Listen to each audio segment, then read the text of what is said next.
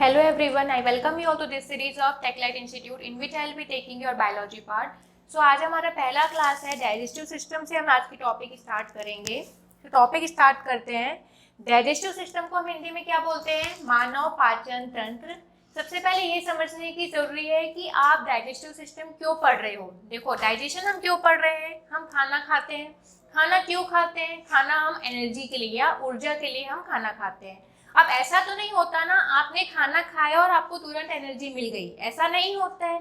इसकी वजह क्या है? इसकी वजह ये है कि हमारा जो मानव शरीर है वो किससे बना होता है? डिफरेंट और ऑर्गेन्स रहते हैं या डिफरेंट अंग रहते हैं, अंगों का समूह रहता है. वो अंगों का समूह किससे बनता है? टिश्यूज से. टिश्यूज किससे बनता है? कोशिकाएं या फिर सेल से बनती है. अब जो सेल है वो सेल जो क्या है, सेल का जो बाहरी का जो मेम्ब्रेन है या फिर झिल्ली है, उसमें जो छेद रहते हैं वो बहुत ही छोटे छोटे होते हैं. तो जो भी हम खाने का पार्टिकल खाते हैं, फूड पार्टिकल्स खाते हैं, वो क्या होता है? काफी बड़ा बड़ा होता है. वो इसके अंदर क्या है? जा ही नहीं पाता है. अब इसके अंदर आपका जा ही नहीं पाता है तो हमको एनर्जी मिलेगी क्या? नहीं मिलेगी. इसलिए जो भी हम फूड पार्टिकल्स खा रहे हैं उसको क्या करना है? उनको छोटे छोटे टुकड़ों में तोड़ना है. उस किसकी वजह से टूटेगा वो आपको मैं बताऊंगी. बायोलॉजी में आपका एक और आपको टर्म सीखना है, एंजाइम्स. आप केमिस्ट्री में भी पढ़े होंगे, उसको हम क्या बोलते हैं? कैटलिस्ट बोलते हैं. तो एंजाइम्स की मदद से क्या होगा? आपका जितने भी फूड पार्टिकल्स है वो क्या होंगे? टूटेंगे. टूटेंगे तो उससे हमको क्या मिलेगी? एनर्जी मिलेगी. तो आप देखिए, बायोलॉजी में इतना ध्यान रखिए, कहीं पर भी अगर आपको सिस्टम वर्ड मिलेगा, सिस्टम का मतलब क्या होता है? ग्रुप ऑफ ऑर्गन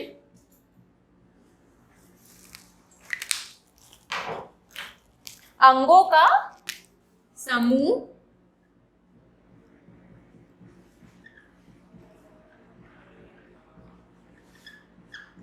ठीक है. अब इसमें कौन से ग्रुप ऑफ ऑर्गन की या कौन से अंगों के समूह की बात हो रही है? उन अंगों की बात हो रही है जो कि डाइजेशन में या फिर पाचन में आपका मदद करेगा. Those organs which help in the digestion process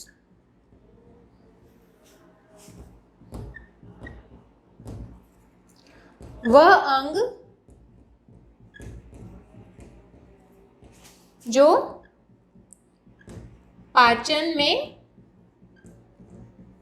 मदद करे.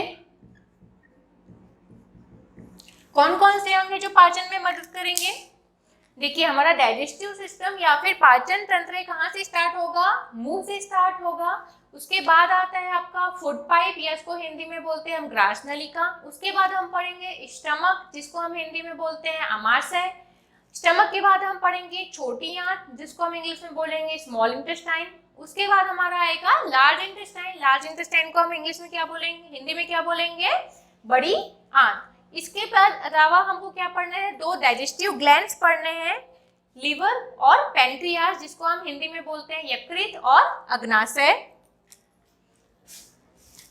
तो हम जो खाना खा रहे हैं, चाहे आप रोटी खाओ, चाहे आप वेज खाओ, चाहे आप नॉन वेज खाओ, खाना क्यों खा रहे हैं? हम एनर्जी के लिए खा रहे हैं या फिर ऊर्जा के लिए खा रहे हैं. उनमें चाहे आप वेज नॉन वेज जो भी खा रहे हो उसमें क्या रहेगा? 3 पार्टिकल्स रहेंगे, कार्बोहाइड्रेट्स,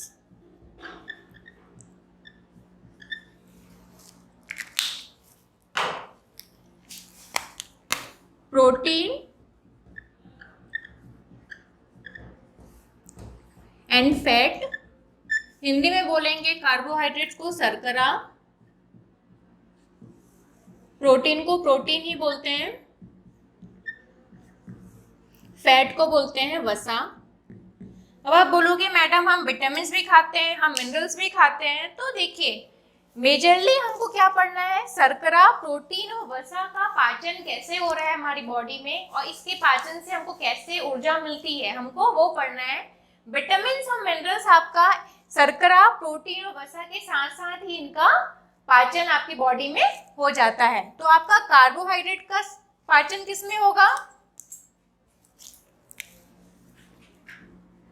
ग्लूकोज में,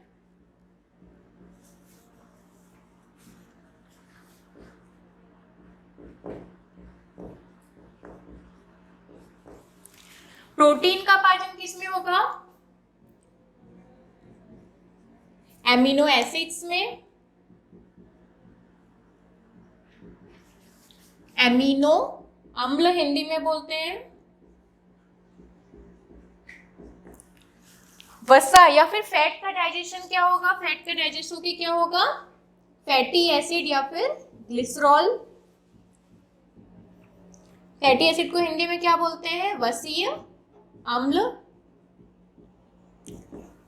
हम ये डाइजेशन क्यों करवा रहे हैं? हम ये डाइजेशन इसलिए करवा रहे हैं क्योंकि हम जो खाना खा रहे हैं उससे हमको डायरेक्ट एनर्जी नहीं मिल पाएगी। जो हमारे खाने के जो पार्टिकल्स होते हैं, काफी बड़े बड़े पार्टिकल्स होते हैं, उन पार्टिकल्स को हमको छोटे पार्टिकल्स में तोड़ना है, तभी हमारी बॉडी क्या कर पाएगी? हमारे जो कोशिकाएं की जो बाहर की झिल्लियां होती है उसको क्या करेगी? एब्जॉर्ब या फिर उसको अवशोषण कर पाएगी। तो अब ये डाइजेशन जो हो रहा है किनकी मदद से हो रहा है? बायो में आपको एक और टर्म पढ़ना है, एंजाइम्स की मदद से हो रहा है। अब ये एंजाइम्स होता क्या है? एंजाइम्स रिलीज कौन करता है? एंजाइम्स एक प्रकार का केमिकल ही होता है जो कि आपका डाइजेशन में हेल्प करता है। ये एंजाइम रिलीज कौन करेगा? Enzyme is released by gland.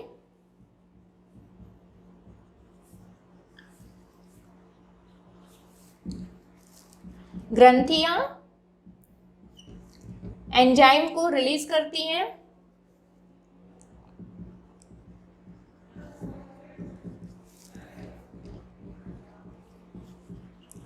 अब मानव शरीर में दो टाइप की ग्लैंड होती हैं। कौन कौन सी ग्लैंड? एक्सोक्राइन ग्लैंड और एंडोक्राइन ग्लैंड।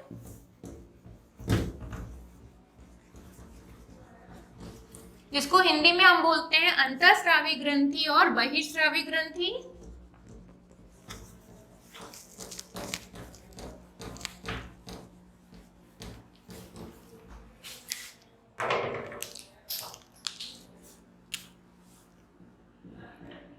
ये ग्लैंड क्या कर रहा है आपका?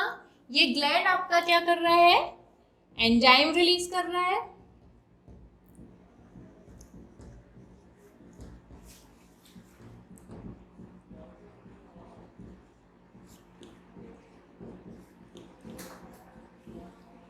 ये एंजाइम क्या करेगा?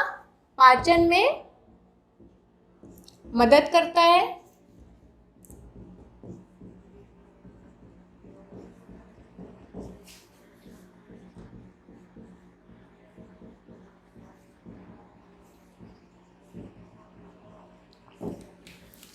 अब कितने टाइप के ग्लैंड्स बताए मैंने आपको? दो टाइप के। पहला है आपका एंडोक्राइन ग्लैंड,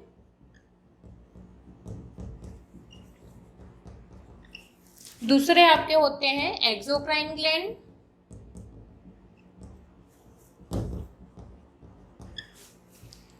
एंडोक्राइन ग्लैंड को हिंदी में क्या बोलते हैं हम? अंतःस्रावी ग्रंथि।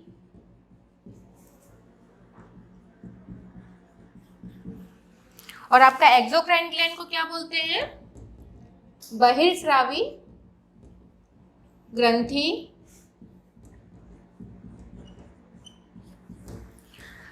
अब एंडोक्राइन ग्लैंड कौन सा ग्लैंड होता है? एंडोक्राइन ग्लैंड या फिर अंतःस्रावी ग्रंथि वो ग्रंथि होती है जो अपना रसाव कहाँ पर डालता है? ब्लड में डालता है।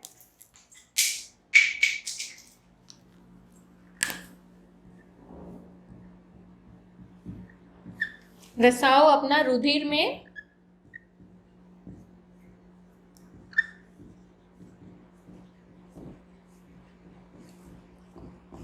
डालता है। It secretes its secretion directly into blood। और आपका एक्सोक्राइन ग्लैंड क्या होगा? एक्सोक्राइन ग्लैंड आपका सिक्रीशन कहाँ पर डालेगा? डक्ट के में या फिर नली में। तो आपका जो दो आपका मैंने ग्लैंड बताया, लिवर और पैनक्रियास, वो दोनों कौन से ग्लैंड होंगे आपके?